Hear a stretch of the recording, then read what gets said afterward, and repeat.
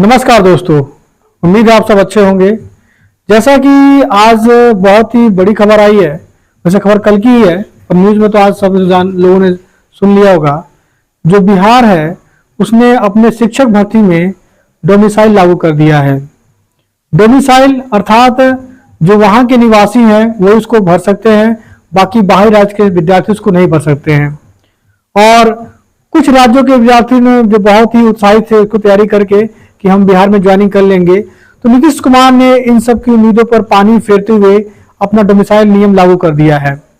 और सबसे बड़ी बात यह है कि पहले जो बाहरी राज्य के जो छात्र थे वह सामान्य वर्ग में फॉर्म भर सकते थे, परंतु अब वो भी नहीं भर सकते हैं। तो कुल मिलाकर कह सकते हैं कि जो क्षेत्रवाद की जो भावना है वह पूरी लागू हो चुकी है और उसका पूरा प्रयोग किया जा रहा है। और बिहार की नजर देखा जाए तो वह बिल्कुल सही है, क्योंकि जो बिहार के लोग हैं उनको नौकरी मिलनी चाहिए। और अधिकतर जो बिहार के लोग इस बात से पूरा सहमत होंगे, क्योंकि बिहार जो राज्य सरकार है उसमें बिहार के लोगों को ही नौकरी मिलनी चाहिए, अन्य राज्यों को नौकरी नहीं मिलनी चाहिए।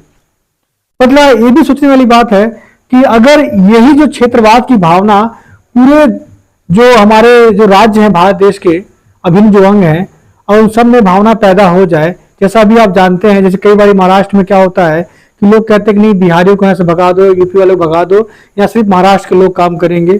कई बार पंजाब के अंदर ये भावना आती है कि भाई यहाँ पर यूपी बिहार वाले कब्जा ज्यादा हो गया है, क्यों ना उनको बाहर निकाल दे, यहाँ पर सिर्फ पंजाब के लोगों को नौकरी मिले और पंजाब के लोग प्राइवेट सेक्टर से लेकर सरकारी सेक्टर तक सभी में काम कर सके। या सोचिए अगर ये नियम सब जगह लागू हो जाए तो आपका भारत कहाँ रहेगा और भारत एक कैसे रह सकता है।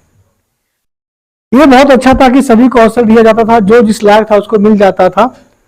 ठीक उसी प्रकार से जैसे हमारे जो जिस लेवल पर उसको उस लेवल पर नौकरी मिल जाती थी।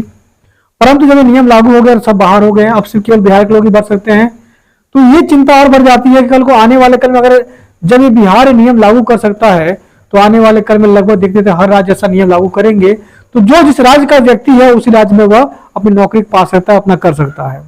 वर्तमान में जो कुल जो बाहरी राज्य के शिक्षक हैं बिहार के अंदर उनकी संख्या है 83,000।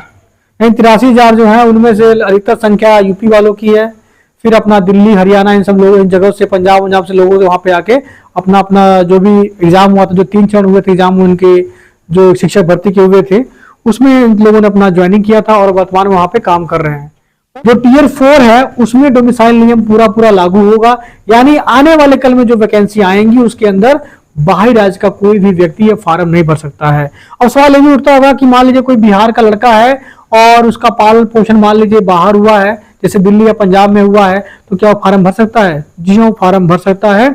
अदर स्टेट्स का होने से कोई मतलब नहीं है, वो अपनी पढ़ाई जहां मर्जी किया हो, परंतु उसके पास बिहार का निवास प्रमाण पत्र होना चाहिए। अगर मान लीजिए कोई लड़की है जो मान लीजिए बिहार के रहने वाली है, परंतु उसका विवाह जो हो गया है अदर राज्य में हो गया है, दिल्ली में, हरियाणा में या यूपी में हो गया है, तो क्या वो फॉर्म भर सकती है? जी बिल्कुल, वो भी फॉर्म भर सकती है। और जो बच्चे दूसरे राज्य के फॉर्म पहले भर सकते थे, क्या भर सकते हैं अब जाके? नहीं, बिल्कुल वो नहीं भर सकते हैं। ये क्लियर एकदम से है और सीधा मैसेज है। तो बिहार वालों के लिए खुशखबरी है। और जो बिहार की तैयारी कर रहे थे और जो विद्यार्थी जो पहले बी स्टेट पास कर चुके थे बिहार से, अब उनके सपनों में पानी फिर दिया है नीतीश कुमार ने।